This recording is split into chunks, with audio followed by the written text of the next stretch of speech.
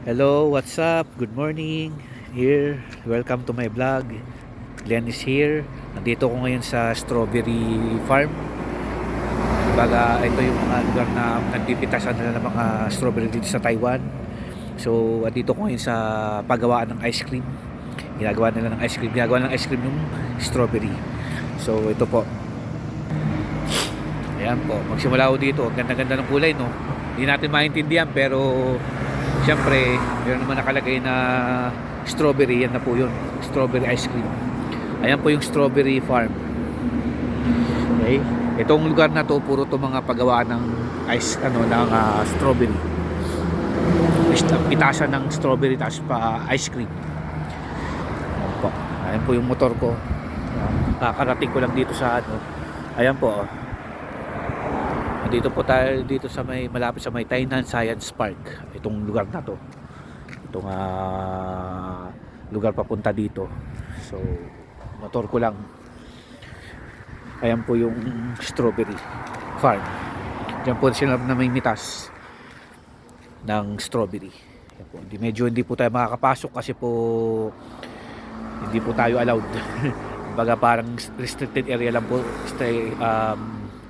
Area lang po to ng mga na allowed na magpiras ng strawberry. Okay, ito naman po yung ice cream nila. Okay, ayan po, 60 NT, 70 NT, 70 NT, 60 NT. Ayan po, strawberry 170 yung isang ganyan. Kami lang po dito. Walang masyadong tao. Ayan, yan po yung mga menu nila. 130 NT. Ayan po yung strawberry. Yan po in order ko, 170. Pero ito pong ice mango hindi po available ngayon kasi hindi po season ng mango ngayon. Season po to ng strawberry. So strawberry ang makikita namin dito.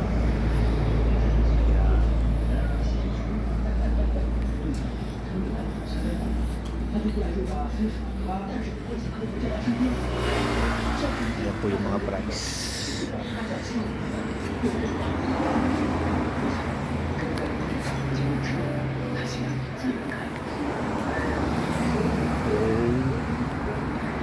Okay, that's the end of my vlog. Ito po yung tinatawag ng strawberry farm.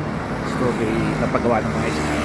Maraming salamat po. Sana po nagustuhan yung vlog ko.